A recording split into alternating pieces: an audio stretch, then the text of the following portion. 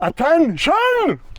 Gothenburg Sit Up Comedy Show is a stand-up comedy show by English Comedy Gothenburg and I. Sit Up Comedy Show is a part of the Gothenburg Fringe Festival with 8 different stand-up comedians from all around the world. The stand-up comedians are Hannes Bergman, Trygg. This is the first time for me like performing in English, and so I've tried to translate my jokes, and we're going to see how it works. It's probably not going to work, so I'm just going to talk to you, I guess. I'm not sure. Does anybody have like a fun job? Yeah. Yeah, babe, fuck yeah. I can't tell you what kids whist. I'm sorry, I'm not drunk. Where you at, babe? I'm here. Yeah, what's your, yeah, how old you is? How old I am? Yeah. Baby, how old she is? Oh, I'm sorry? No. No, you were trying to be funny, don't. No. No, really don't. You don't know how hard this is, you can't do it. Just answer the fucking questions. How old are you? I'm 42. Oh, no shit! Yeah. You look good! I know. Yeah, fuck yeah. What do you do for work and living? I'm an actress. Yeah. Does anybody do anything cool? Like worth talking about in the audience tonight? No? Linda Smedberg. Well, but the worst thing that has happened to me yet is that I had to go to the doctor because I had a bit of a problem down in this area here. And do you know what she said to me? She said, "Oh, Linda, I think you might need a douche." And I was like, did I hear her correctly? Do I need a douche? And I'm like, for fuck's sake, I broke up with him 15 years ago. Thank you. Applaud, come on, guys. Yeah, now we're going.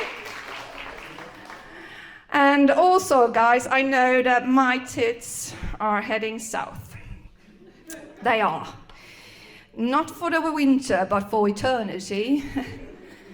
Everyone in my family has hanging, sagging boobs. They do. My grandma, she had the biggest, longest tits in our family history. Closely followed by Grandpa. Yeah, I know, it's weird. I know. I used to take my grandma's one boob and put it over my head like this and over my ear, and it would become all dark and quiet. And I lit a torch and I made hand puppets. Yeah, I did. It was quite funny, actually. Malin Wallstead. But another problem is, I mean, how do you even prove your level of sex life in theory? It's difficult. I was thinking maybe I should sign up on TripAdvisor or something. I mean, just imagine the check-ins, the ratings I would get. I just don't know which category to choose. There are so many. There is points of interest or landmarks. Well, to me, that reads as sort of an immobile, stationary target. And I mainly make house calls, you know, I don't take guys home when my husband is there. I have some manners. Luxury and special occasions, top picks. Yeah, well, yeah, that sounds luxurious enough, but somehow it implies some monetary transactions. And, you know, I don't want to put my objects in any legal gray zone. My hobby is totally non-profit. All the way from Italy. Please welcome on stage, Marco! So my name is Marco. Let's start by addressing the elephant in the room. This is my actual voice. I'm not making any Super Mario impression. This is what you have to live for the next 10 minutes. I am so sorry for you. As Eliano said, I'm coming from Italy. Tonight I'm replacing another guy that was supposed to be here, David Duff from Ireland, keeping alive the honorable tradition of my country of stealing jobs from more qualified people. I felt that was something I had to do. No, the guy is super fun. He's a good friend of mine, but couldn't make it tonight. He's not feeling very well. But I moved to Sweden 8 years ago, and I did that because I wanted to challenge myself. I love speaking, and Italians are 60 million people who never shut the fuck up. So I realized that if I wanted to really go somewhere with my ability to talk to people, I wanted to be a philosopher in life. I need to get to the end of a fucking sentence. So I moved to Sweden, most fucking polite country in the world. A place where nobody interrupts me unless I take a 10-second pause in a conversation. Like sometimes I'm just going on and on and on, and I'm like, are they really not interested in what I'm saying? No, they're just waiting for me to stop. That's never gonna happen, bro. I'm sorry. I was prepared for everything the moment I moved here. The stuff I was not prepared for is the weather. I live in Malmö, second most dangerous city in Sweden. I know, I mean, to me, it's like the second most dangerous of the Teletubbies. Like, I lived in Milan. Like, for me, Malmö is like Disneyland. Like, Donatas Gviselis! I want to know, because I don't really see you. I just want to like figure out how many of you are Swedish here. That's it? So you are the minority now, yeah? How does it feel? You are surrounded by immigrants. I don't know if you know this, but there's probably a lot of people in this crowd who don't actually speak Swedish. And I have to say, people, that it is basically Swedish people's fault. Yeah, we blame you. You know why? Because I lived in Sweden myself for 4 years, and people ask me all the time, well, hey, why don't you speak Swedish, you know? Is it because it's difficult? Is it because you Swedish people speak such good English? No, nobody's talking to me.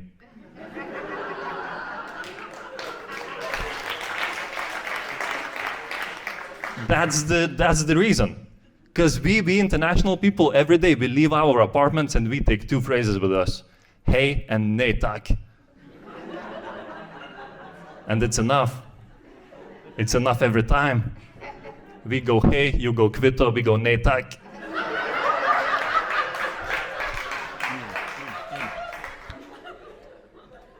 It gets worse.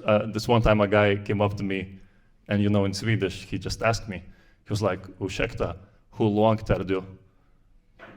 Nej tack. It works every time, man. I don't need Swedish in Sweden. The only time you guys talk to me is when you get drunk. Do you know what you sound like when you get drunk? Danish. And then you want me to learn Swedish from this? All us international here people, we only have like 3 friends. Polish, Spanish, and Polish. Yeah, me too. We asked our SFE teacher, you know, the guy who teaches us Swedish, like, hey, how do you meet Swedish people? And he was like, you have to know people. Like a drug dealer or something.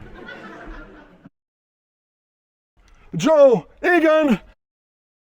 Let's move on.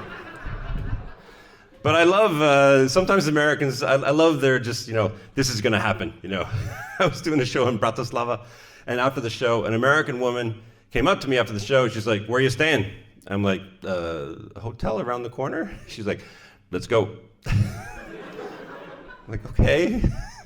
Now, I'm not usually a one-night stand kind of guy, but she was a strong 7.5, so, and I was a little bit tipsy, so I was like, okay. She's like, where's your hotel? I'm like, oh, I thought it was left, but it's right. I'm sorry for saying sorry and sorry. And she's like, just let's go. Like, come on. She didn't have a deep voice like that, but whatever. And we get to the hotel room. This happened. So she's like, take your clothes off. I'm like, okay, no one needs to get shot. Let's just, you know, do you want a tea? something, and then we, you know, stuff. And I swear to God, she puts on all her clothes, she stands at the end of the bed, she goes, Team USA. And then she fucking left. Americans, I love it. It's good. Now we have a lot of people from around the world. Anyone, let's have an applause, everyone born in Europe. Anyone not born in Europe? Cool. Any British people were like, am I still from there? That's a Brexit joke, by the way. Congratulations on fucking that up. Brexit will explain to any Americans in the audience after the show a 3-hour PowerPoint about that. There's no Americans in the show. That's cool, that's cool. We have anyone from Greece? No, they can't afford this, it's all right. Anyone from Holland? No. Oh, Holland? A Dutch guy at a comedy show. Anything can happen. This is fantastic. This is humor. This is new for you, my Dutch friend. This is very... Roy O'Highland. Are you guys from Sweden? Where are you from? Croatia. You're gonna get a taxi home? What part of Croatia? Split? What part of Split? My grandmother's from there. No. Imagine my grandmother was from fucking Split. She left after the war. There's always a war in Croatia, isn't there? I love posh English people. They're fucking hilarious, aren't they? Because every bloody Swedish person sounds like fucking Princess Diana anyway, don't they? Because they all learn English watching The Crown and shit. Hello, can I get you a cup of tea? Where are you from? Gothenburg. Hang on, are you fucking having a laugh here, man? You're not from fucking Gothenburg. I am, of course. My grandparents are also from Gothenburg. So weird, isn't it? What a marvellous day. Where do people learn that English, like? I'm going to go now. Farewell. They sigh, saddle home on a horse. Goodbye, my little leprechaun. I'll see you in the future. Oh, thanks.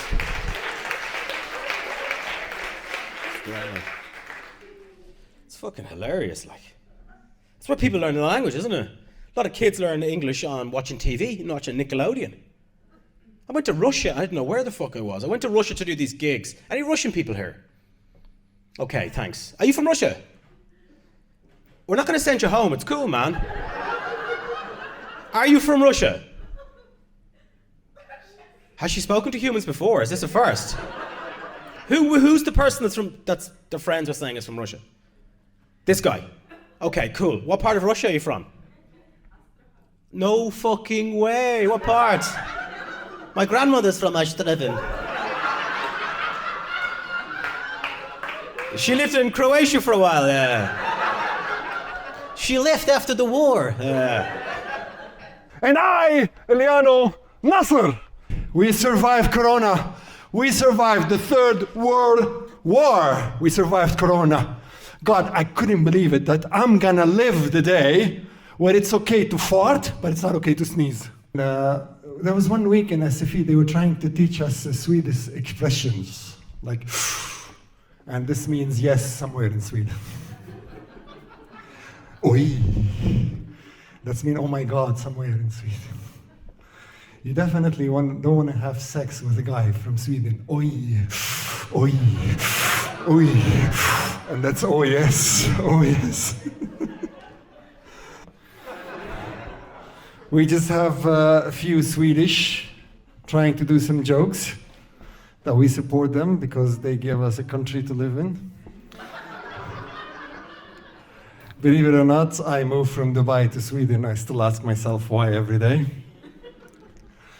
Last time I was visiting Dubai, I was sitting with my friends and we were chilling out, just having coffee and stuff. And then when we finished, we took everything on the table and we just throw everything together in the garbage. And I was like, what the hell are you guys doing?